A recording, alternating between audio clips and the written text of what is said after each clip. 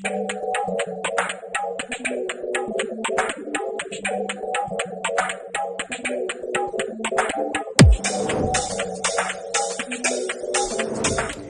I'm JD Mon, and today we're talking about something most high performers don't discuss enough: how to protect your mental capital as fiercely as you protect your financial capital, because burnout costs more than money.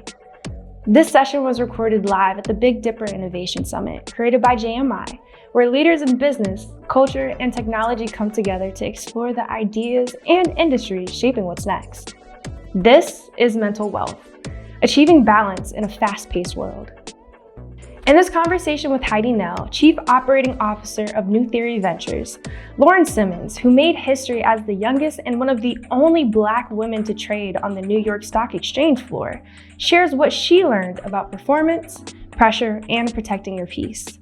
Known as the Wolfette of Wall Street, Lauren has transformed from record-breaking trader to global advocate for mental and financial wellness, proving that sustainable success requires both.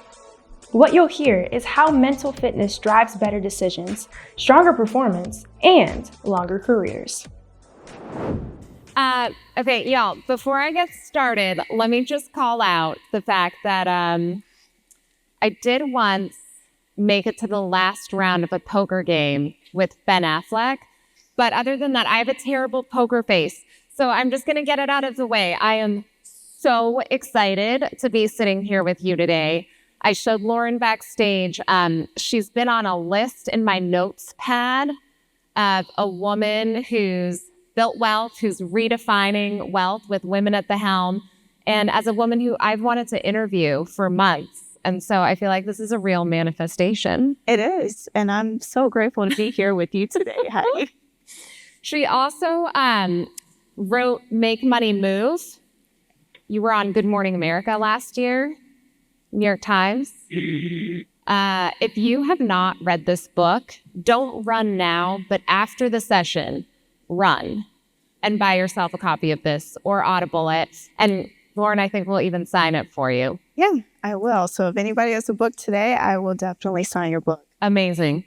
And then I want to kick us off. A gentleman, Javar Coker, who's sitting here with us today, he said something really interesting earlier today that caught my attention. He said, there's a saying, always pay attention to an old man in an industry where men die young, right? Like they've learned something and they have something to share. And then he said, you can say the same about paying attention to women and minorities in industries flooded with white men. A lot of times that woman or minority is 10 times better. Most of the time, you have to be 10 times better to be there. So that leads me to you. You clearly have some battle-tested learns and wisdom to share. But let's start at the beginning, the New York Stock Exchange floor. So you were the only Black woman among 250 white men. And I'm not sure if folks in the room know, but sort of all asset classes and investable assets, only 7% of allocators are women. And I'm going to go ahead and venture to say maybe 1%. Less than 1% are Black women. Mm-hmm. So there you are, the one and only, making $1 million decisions under extreme pressure while also making $12,000 a year. Woof. So I've got a lot of questions, but let's start with how'd you get there? And what grounded you mentally in that environment to be able to perform? I am a true believer that our life, everything that happens in our life is meant with purpose. And life has always given me puzzle pieces for the next moment. So my journey at the New York Stock Exchange, being the only woman, not even just a Black woman, but being the only woman, my experience before that prepared me to be on the floor. My background in high school, I studied architectural engineering. And if you were to ask high school Lauren where she would be today, I honestly would have thought that I would have gone into real estate and building buildings. And then I pivoted after high school going into genetics. I really wanted to impact families' lives the way the doctors had impacted mine growing up. I have a brother with cerebral palsy and ectodermal dysplasia. And for people that don't know what ectodermal dysplasia is, that means you don't have any sweat glands. So at 3 months old, my brother's undiagnosed ectodermal dysplasia caused him to have a stroke, which caused his undiagnosed cerebral palsy to become even more severe. And he's been wheelchair bound his entire life. If you ever get the opportunity to meet my brother, he has this innate ability to make you feel powerful, to make you feel like anything that you will do in this world is absolutely limitless. And that limitless mindset, I did not gravitate to or towards or understanding what that meant to fully embrace my otherness until I got to college and then certainly early in my career. I think the one thing that I encourage people to do is to build a relationship with yourself, because you have all the tools to make every decision in your life. And the decision doesn't necessarily need to be for anyone else, but for yourself. And so when it came to the trading floor and understanding my identity, and we're talking about a 22-year-old woman, where sometimes I look back and I think, how was I so solid in myself? Meditating, but also understanding who is Lauren Simmons, and also recognizing that who Lauren Simmons is going to continue to evolve and change as I go through different milestones in my life.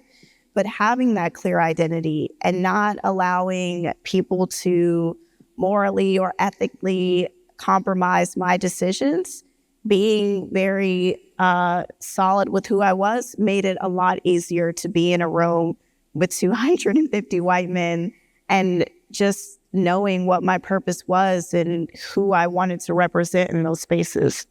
It's stunning. I want to dig in a little bit there. So much of what you talk about in your practice and your work is this connection between mind, body, and money. Mm-hmm. And I wholeheartedly subscribe to what you're selling, I'm buying. I don't think there are enough people talking about that connectivity.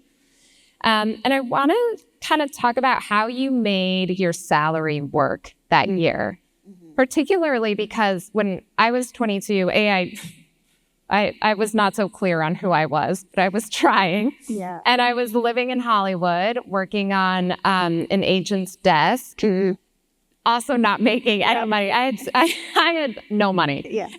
And I didn't have a family who provided a supplemental income for me at that stage. And I remember my boss would want a coffee bean coffee, and I'd have like $12 left in my bank account for the next 2 weeks. Mm-hmm. And he'd say, "Oh, hey, Hides, can you go grab me? I want the caramel macchiato." And I was like, "Oh, no, that's the expensive one." Yeah. But I was too proud to tell him like that $4 was going to mean, whatever it was going to mean over the next couple of weeks. And I'd love to hear from you about sort of living in survival mode, how you made that time work, and then connect it to the broader context of how people can move from survival to thrival, and what an important part that connectivity between your mind, your body, and the actual money component of that is. Yeah, so I think I'm going to start at the end of that. When it comes to the mind-body wealth connection, it is so important to realize that they're all interconnected. If we can get our mind right, and our mind is being intentional of what we read, what we watch, what we listen to. For me, it's journaling, meditating, and also the wonderful power of therapy, because it helps you unpack a lot of trauma as a child or ancestral. And then from there, understanding that our body is a temple, and what we put in our body, how we treat our body. I work out every single day for the most part, and I'm very intentional about what I eat. and treating my body as a temple. That's not to say that I'm, some monk who doesn't go out and have fun. I'm, just turned 30, but I, will continue to be very intentional about how I treat my body, because it absolutely helps the mind, and it also helps the wealth mindset. I am a true believer that each and every one of you in this room, whether you want to manifest it for yourself or not, I believe that each and every one of us has the capability of manifesting $1 million if that is the goal. I do really believe that. But there is a clear distinction between wealth and rich mindset, but this isn't the question. So what I will say for the second part, which was, sorry, I went on a tangent. The survival, right? The survival. That creates in your mind and the anxiety. Where we are at currently in our lives, we get to create our reality. So when I was on the floor of the New York Stock Exchange making $12,000, outside of my mom and my grandparents knowing I was making that money, no one else around me would have ever guessed. I never at any point had a really good poker face, but I also believed in my reality that this is just now. This is today, 2018, and I know tomorrow or in a month or in a few years, I'm going to make a lot of money. Like, there was no question or doubt in my mind. And so the other thing when it comes to the mind-body-wealth connection is understanding what are the narratives that we're putting on repeat. If you were in a place in your life and it's shitty at the moment, that is this moment. That doesn't mean that that is going to be tomorrow. And so what you are creating today has a large impact on what you're creating tomorrow. And I know for me, that absolutely comes from my brother. My brother doesn't walk. He is in a wheelchair. And my journey through college, I had to confront a lot of things. I was very angry at the world for my brother's circumstances. And you can use that energy one or two ways.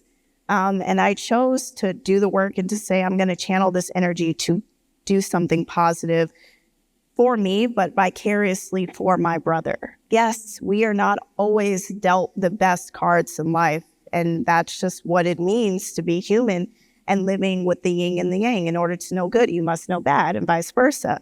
But where you are at today does not mean that it needs to impact the rest of your life. And I think if you could even be in a world, some people will call it delusion, but if you can even be in a world of delusion and you're creating your script for the future, whatever your future looks like, put it on repeat, make it an affirmation, make it feel so good that it's like speaking your first and last name. And once you know that, your future is absolutely limitless. That's awesome.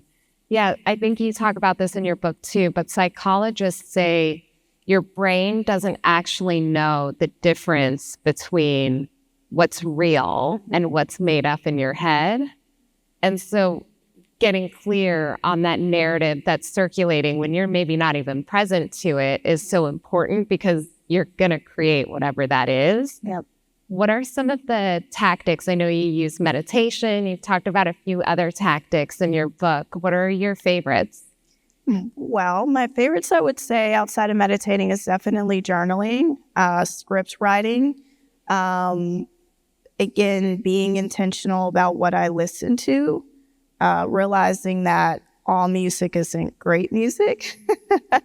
And when you're really trying to get real clear on what your vision is and what your future looks like, you just want to immerse yourself in all those images, all those sounds, and actually feel like you're there.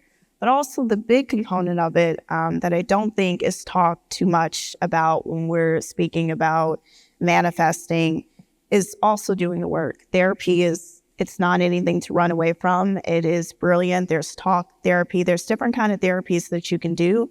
And I do think that if there are circumstances that have happened through your life that meditating isn't going to make you whole, you should do the work to make yourself whole. And it's going to be much more than sitting in a room meditating and saying, my life is going to be good. Yeah.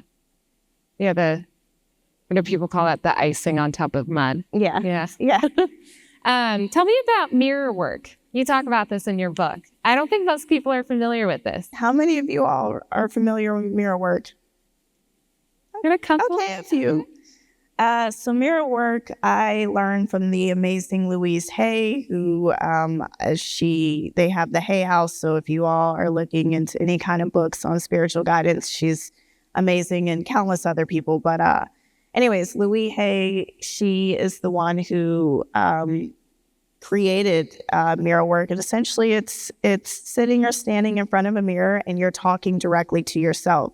And when you're talking directly to yourself, you're looking at your eyes in the mirror and you are having real conversations. And the real conversations is, I'm worthy. I remember when I started saying that in the mirror, I would cry because someone was really telling my inner child, I am worthy, I am deserving, I'm intelligent, I'm beautiful. And trust me, my mom, she told me this all the time. So it's not that I didn't believe her. And, there were definitely people around me telling me such, but doing it in a mirror and talking directly to yourself so intimately, it is really transformational. And sometimes you need to hear it from yourself to yourself. And so mirror work has been, and I still do it. When there are moments where I'm self-doubting, I will get inside my gym. I have mirrors all around my gym and I talk directly to myself, and she's talking to me in a 360 angle. And it's just always so powerful. I think my biggest crying sessions happen when I'm saying my affirmations in the mirror. It's cool. Michelle Obama too. Michelle Obama does. Yeah. I think because she saw Barack be so confident, and then her brother said something, and she was like, okay, my new practice is I'm going to look myself in the mirror in the morning and say, hey, best friend, how you doing? Yeah. You look great. I love that. Yeah. Well, she's a good one to follow. Good role model. If it works for her. She's doing it all good. Yeah. Okay, let's go to, you just sort of made this great distinction. A wealth mindset versus a rich mindset. And there's another great book, but you should read Lauren's first in sort of ranking order. Yeah. The Psychology of Money. Yes. And he talks about a kind of obvious but great thing that I think sometimes we forget. Having, and I don't want to knock on the designer purse. Like, I like a designer purse. You like designer. We all like it. Yeah. But having sort of the expensive purse or the expensive car, the expensive anything is actually the opposite of wealth, right? Because you've had to decrease your capital to purchase the luxury item. So tell me more about sort of some distinctions and how you help individuals transition from from rich mindset to wealth mindset. Because I think our culture is wrapped up in a rich mindset. Yeah, our culture, and I would say definitely when it comes to African Americans, so much of our self-worth is attached to not even our identity, but how we project to this world, whether that's shoes, clothes, jewelry, etc.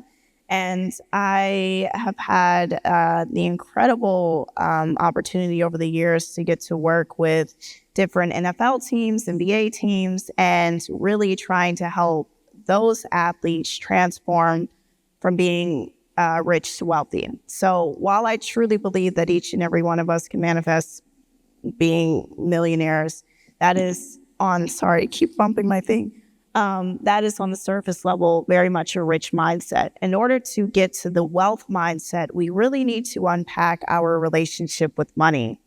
And when it comes to our relationship with money, it very much dictates what our personal finance habits are, but also what kind of investor we want to be. So, for example, when it comes to our different relationship attachments to money, we have anxious attachment, we have fearful attachment, we have avoidant attachment, we have fearful avoidant attachment, and we have spiritual. So to do this really quickly, because we only have 30 minutes, when it comes to someone with an anxious attachment style, this is someone that is very impulsive when it comes to checking their savings account, checking their bank account. They're constantly overcompensating by checking all the time. And what that does is it produces anxiety in the mind when it comes to spending. They very much know that they have the money to spend, but they're anxious about spending the money. And as someone who can absolutely identify as an anxious attachment style to money, I recognize that that comes from my childhood. My mom was a single parent, twins. My grandparents were wealthy, but my mom was never the woman to ask my grandparents for money, ever. With that, she saved probably to her detriment. And I mean that she didn't have enough experiences in life where she got to enjoy all the work that she did to get that money. So what she was always doing was hyper-focused on the future, never the present. So then we have avoidant attachment style. Avoidant attachment style are individuals who don't want to talk about money at all. You start the conversation, goes in one ear, right out the other. And these are people that are typically very impulsive when it comes to spending. And they keep money as quickly as they get money.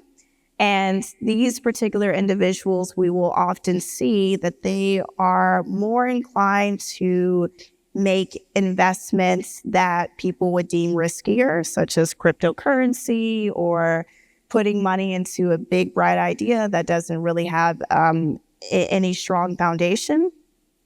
And then we have fearful avoidant. Fearful avoidant people can recognize that they have poor habits when it comes to their relationship with money.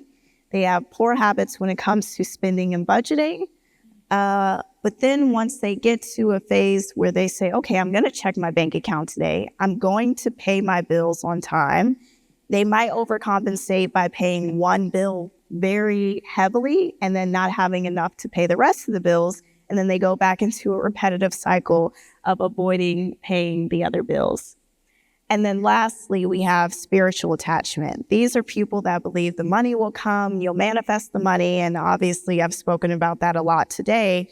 But while there is a difference between believing money is energy and the money will come, we also have to be realistic and set tangible goals as to how that money is going to come and where and the different ways that we are going to spend the money. Yeah. That was a very fast lesson. That was a great overview. Yeah, but it is important to understand what our different attachment styles to money is, because it very much dictates what kind of investor you are. If you are someone who is anxious like me, I work really hard for my money, as everyone probably does. But with that, I'm not looking to take on that risk. I am going to be a little bit more conservative. I need to absolutely know all the data, all the numbers. I need to understand the what, who, where, and why. And if you could tell me the future of how my money is going to absolutely grow, I'm going to be more inclined to invest in that than something that doesn't have a clear future. So yeah. Which is so great to hear from you in particular, right? That you can hold kind of knowing that to be true about yourself while also holding the real world knowledge of no one can tell you what your money is, which you talk about. Yeah. Okay, so let's talk about how easy it is to spend money, but what it takes to grow money, which is what we're interested in. Yeah. So 70% of wealthy families lose their wealth by the second generation. Yep. So if you look at kind of the Fortune 500 companies and sort of these Forbes lists, it's an interesting history lesson to kind of look at and see who was on the list 100 years ago and how many are gone now. By the third generation, 90% lose it. Mm-hmm. And you talk about working with athletes in the NBA, how some players are commanding contracts upward of $45 million. Yep. But what more than 55% of professional athletes lose it within how many years? 78% for NFL players within 2 years of retirement. And then 60% of NBA players within 5 years of retirement. Okay, so you're working with these individuals. You're trying to provide all of this financial literacy. You're kind of getting them connected to what type of investor are you? Mm-hmm. And then how are you guiding them past that conversation? They're connected to, okay, I'm spiritual, I'm anxious, whatever it is. Where do they go from there? From there, well, one, you have to be in a place to want to receive. And so whether the knowledge comes from me or it comes from Dave Ramsey or it comes from whoever, you have to be in a place that you actually want to receive this information. The information that we are all giving people that are within the financial space, for the most part, is pretty accurate information. But whoever is giving you the guidance, you have to want to receive it from them. When it comes to athletes or people that are particularly really young, they haven't fully developed in their mind their relationship with money. And I say that because when it comes to your relationship with money, yes, it very much is dictated by our upbringing and our parents and the community around us. But really, those key moments don't start to happen until we are in our 20s. This is typically around the time where you go to college, you graduate, and then you're paying your first bills on your own, or you have your first apartment, and it's the sink or swim. Am I going to pay my bills on time?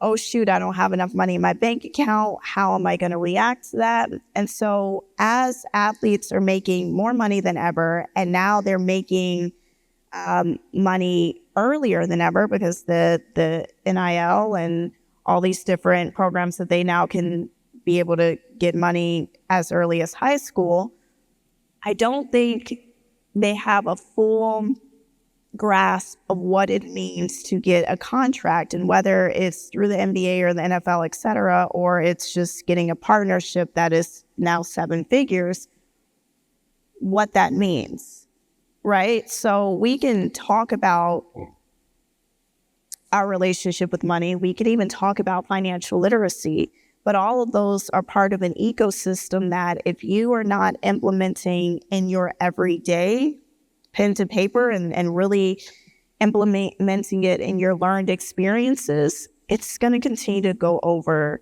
your head. And this has nothing to do with even if you're an athlete. This has everything to do with people in general. Yeah. The conversation that is always had, if financial literacy, if there was more of it in school, for the few communities that have been able to have financial literacy K through 12, it's not about the book knowledge. It's about being able to implement it in your everyday world. And so when it comes to athletes, yes, they can be very proud, this young Black woman helping me with my finances. But one, they have to be in a place to receive. And two, they have to be able to implement the strategies that I'm giving them into their everyday life. So when I'm giving the advice of, you do not need to take care of your entire family, that needs to resonate with them, that they do not need to take care of their entire family. Your mom was doing it before your mom was doing it, right? And we have to give our parents grace to say, I'm going to help you a little bit, but I am not going to be your full guidance or your full support system. And unfortunately, when people make money and whether they have a big or small family, it's always advantageous of people to say, I want to do all of this for my parents or my siblings because they helped me and they were part of the struggle. But that is not your responsibility. And if we and I'm a numbers girl, and so if we put it into perspective, if you were to buy your mom a house, which is what I tell athletes, okay, you want to buy your mother a house, you want to get her a house, okay, great. You want to pay full cash for it, okay, great. That house is $1 million. Okay, the property taxes in LA minimum on $1 million house is about $20,000 a year, plus insurance, which is now another $10,000. So you may have paid off the house, but are you always going to be in a position? And I know it's hard to recognize when you're making so much money now, But 30 years from now, are you going to be in a position when you're retired to minimally have $30,000 to cover to continue to pay this home? And if you're not, what are you looking to do to continue to supplement that income to be able to provide for your mother and to get her a house?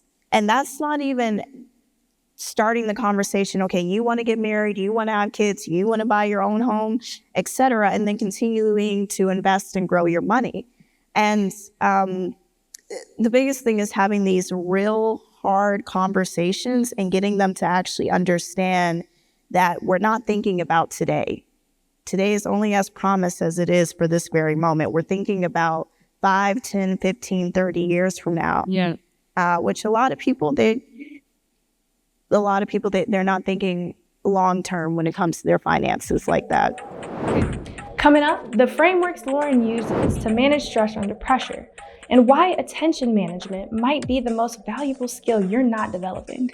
No, this is so great. So someone recently said to me, because I don't know if folks feel the same way, but there's some tinge I have about the word discipline. Like, I know I should be disciplined, but like, it's such a bummer of a word, you know? Yes. And somebody was saying to me the way they think about it is that discipline is prioritizing your future self over your current self. Mm-hmm. And I really like that. Like, oh, that's something I can take on. Is we're at a point in history where a lot of unprecedented stuff is going on, and we want to get to some of that.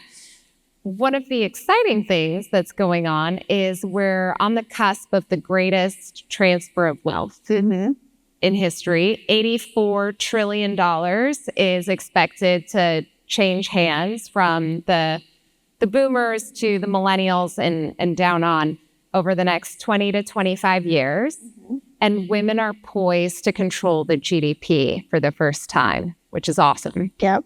Simultaneously, you have the majority of women expressing that they don't feel confident in investing.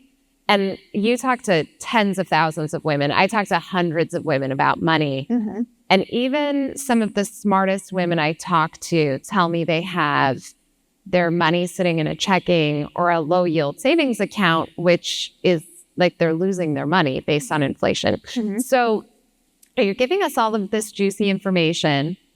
If it's not K through 12, if it's not, like, where's the entry point and what's kind of your broader theory of change for how you meet people where they are, both for themselves to create generational wealth, but also like our economic security is at stake here long term. So how are you meeting people where they are and doing this at scale? Yeah, I think when it comes to money and investing, obviously starting at the home, having those conversations are super important to have. And so if you have kids, putting them on your credit cards so that they could be able to build credit, teaching them what it means to budget and save, money management. If you are someone who is, in their 20s and you're coming into a little bit of money, the advice that we're always given is invest as early as possible. I always put an asterisk next to that because, again, I absolutely believe in doing the work and understanding our relationship with money because that dictates what our investment style is. But while it is important to invest as early as possible, it is important to be educated enough to understand what we are investing in. So you're not missing on an opportunity if you are listening to someone that's out there that's saying, you need to invest in this today. Well, why are you investing in it? And everything that I do is so purpose-driven, so intentional that I don't make investment decisions if I don't feel like I'm being intentional about it or that it's purposeful for my long-term goals. And so the same thing that I would say to women who say that they're bad with money or they're bad at investing, affirmations are really important. So we're never bad at money. We are always getting better at money. But also recognizing that our evolution with money is always going to consistently change. And that is when we're meeting different milestones, whether it's getting married, having kids, we're buying a house, we fill in the blanks, whatever that is, it is always going to continue to evolve and change. And I don't really think that there is a wrong time. I do think definitively, if I had to say what a wrong time is to invest, I would say probably right now, today, because the markets are absolutely, we have someone in office that doesn't know what he's doing when it comes to the economy and trying to get ahead of whatever game he's playing, or I don't even know what he's doing, but whatever he's doing, it's hard to be able to even try to have a strategy when it comes to someone who absolutely doesn't have a strategy. So what I would say for people that haven't started investing or looking into the stock market, this is the time to actually learn about the stock market because of how fast it is moving, because of the volatility, what is making the market move, what it's making it not move. And if there's any other guidance that I would point to is looking at, foreign companies and seeing how much sound these different countries are, and looking to them as a North Star guidance when it comes to investing. As much as this administration tries to say that China is weak, which I'm not really sure why and how that's the narrative, we should be looking at them when it comes to certain things that they do really well at. And so anyways, I'm going on a tangent. Women specifically, we have always been really good when it comes to finances and budgeting and saving and being the nurturing person in the household and being more strategic. And we even see that when it comes to female-run wealth management funds, female investors. They outperform men, I want to say 12 to 15% more than regular male-dominated funds. And so we do have that insight because we are a lot more caring and strategic of the companies that we're investing in. But there is absolutely no rush.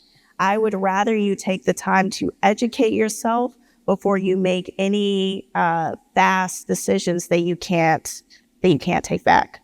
Well, it's interesting because we also get a bum rap for being quote unquote emotional. Yeah. But from an investment perspective, part of what gives women an edge is that we're not making emotional decisions. And there's a lot of I think here in Richmond, particularly what people refer to as club deals, hey, my buddy's doing this, I'll kick in $100,000. Oop, that one went to zero. Okay, let's talk about your home buying journey. You've been so gracious and open about this. And I think particularly I want to hit on it because it is a very volatile market right now. Mm-hmm.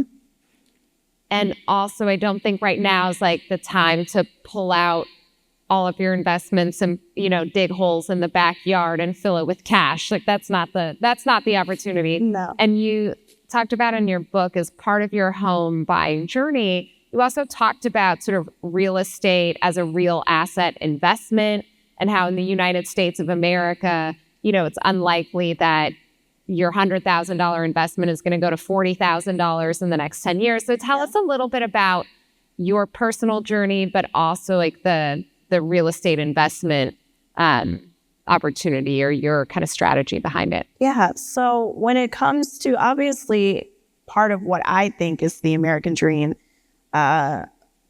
always is financial stability and financial wellness. And I think for the longest, buying a house is still part of the American dream, but I also understand where we are at in the economy, that's not everyone's dream. I do think, though, that there is importance when you've been exposed to things all your life. And, like I said, being able to, say my name is Lauren Simmons. Matter of factly, when I was a kid or, even in working at the New York Stock Exchange, making $12,000, I always knew I was going to buy a house. That was never any question about it. And I come from a family. My mom bought a house as a single parent in Georgia. She still has that house. And my grandparents, they bought a house.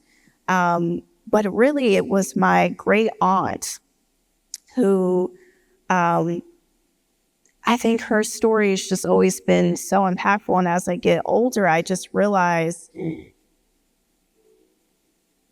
how amazing, I guess, she is and was. when it comes to African Americans, we've always been resilient. I truly believe that, and we will figure out ways to navigate the future and what the world has to offer for us. But with that, I think so much of what is told of African American history that frustrates me is that we weren't empowered enough, or we didn't have access, or we didn't do enough to be able to build wealth.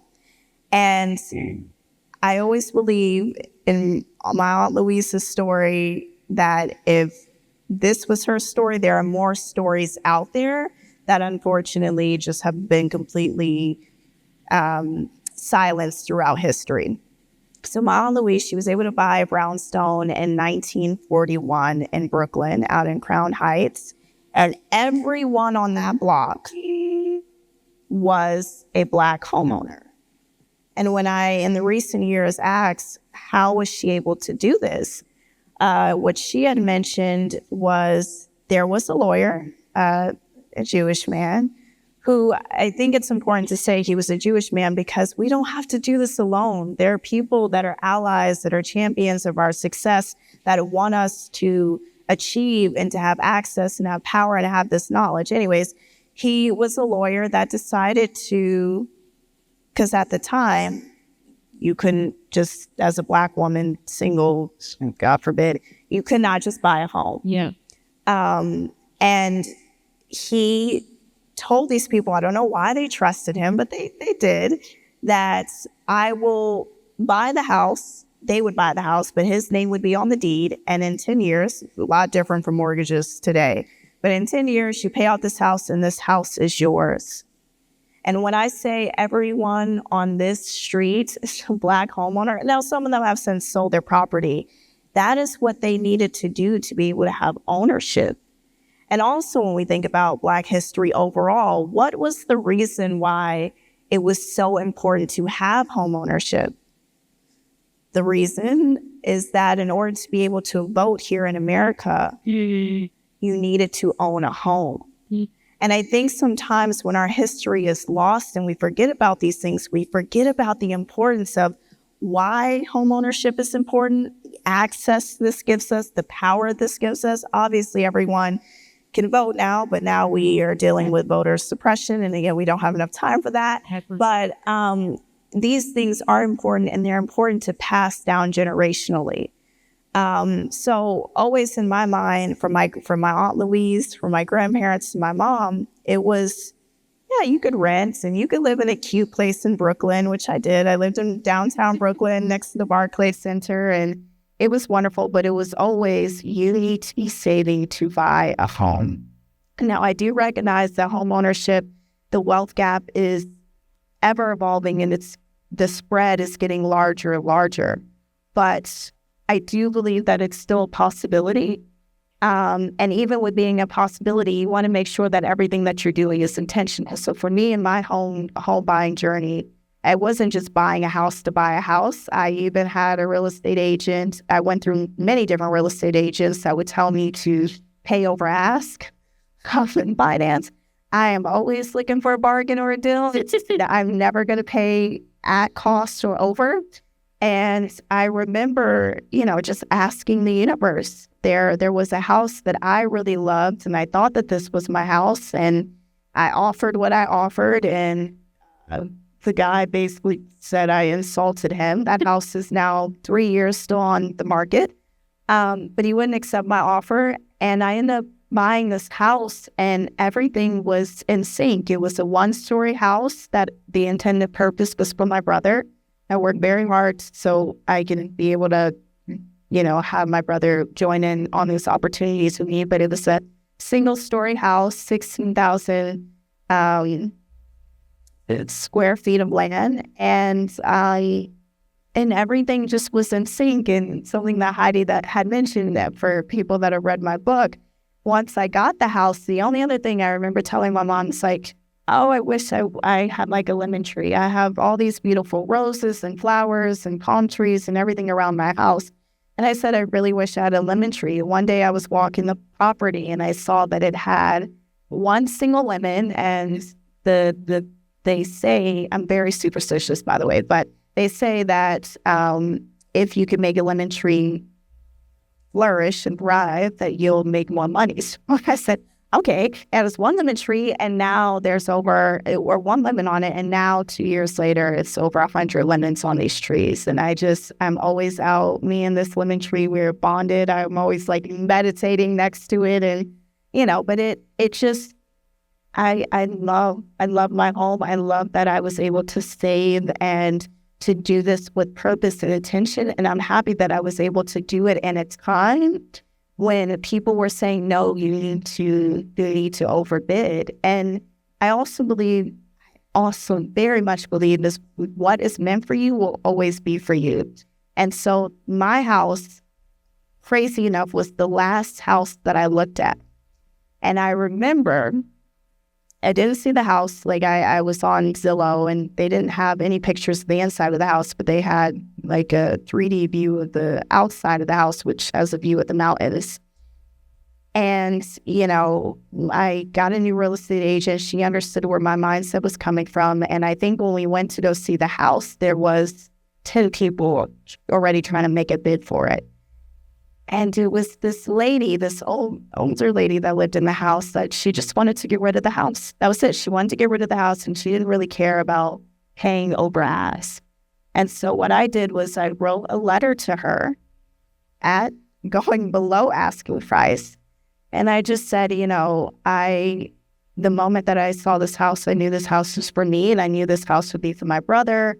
It has these brand double doors that open up. It's big enough for his wheelchair to get in. He can be able to, be next to me at the pool and drive around the kitchen. And I was like, I just know that this is my house. And not only did I go below asking, she said yes within an hour of getting my letter. And there were people that bid above asking price.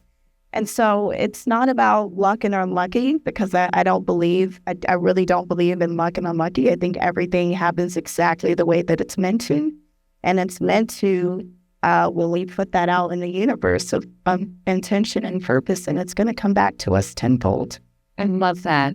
I find myself grounding a lot. What's meant for you will find me. And I also now but before we do that, there's something really powerful about being here with you, having this conversation, being in Richmond, Virginia, right? We're not in New York City, a city that's got a really fraught history. It's the former Confederate capital of the United States.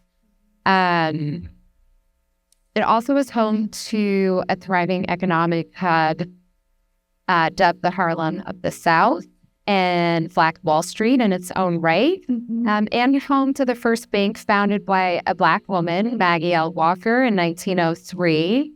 And also, I learned something really profound this week, also home to a building that is here on Main Street, down the street. That was the first Virginia bank, and an incredible Black woman bought the building and is going to do really magical stuff with it. It's just so inspiring. But, even though Richmond had that economic boom, it was later faced devastation due to redlining and the I-95 that cut through the heart of the city. Your leadership on Wall Street represents so much, and it represents more than just your personal success. How do you view it in your current work as a catalyst for cultural and economic economic change, and especially sort of sitting right here in Richmond today? What's the message that you hope your story represents? Oh, I hope my story, and really the story of everyone that has come before me, is that, one, more stories than mine are highlighted, because it gives us the exposure and makes us feel empowered. It makes us feel limitless, like this has already been achieved and this can be achieved again on a higher scale. And I'm hoping that all these messages resonates with future generations to come, and that we are more in a digital era. So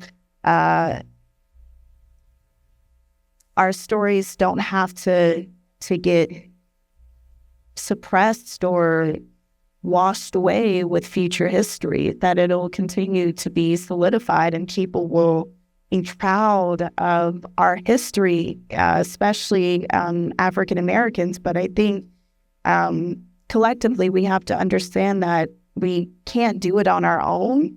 And so for the people that are as well championed for us and wanting us to be successful, your win is my win. And if we realize that, truly intentionally believe that, your success is my success, we can all move towards a brighter future. That sounds very politician-like, but there is truth. Like, we work better as a collective than when we're trying to do it alone. And I think it's important that these stories that are recognized, another story, it's not richness specific, but something that I just don't think that gets highlighted enough that I learned while on the floor of the New York Stock Exchange is incredible Weeksville, New York, which would be called modern day Brooklyn. But the long and short of it, we have 2 minutes. Weeksville was home to over 200 African Americans that owned their homes. They also had the first female African American lawyer to come out of there, and the first Black doctor to come from Weeksville.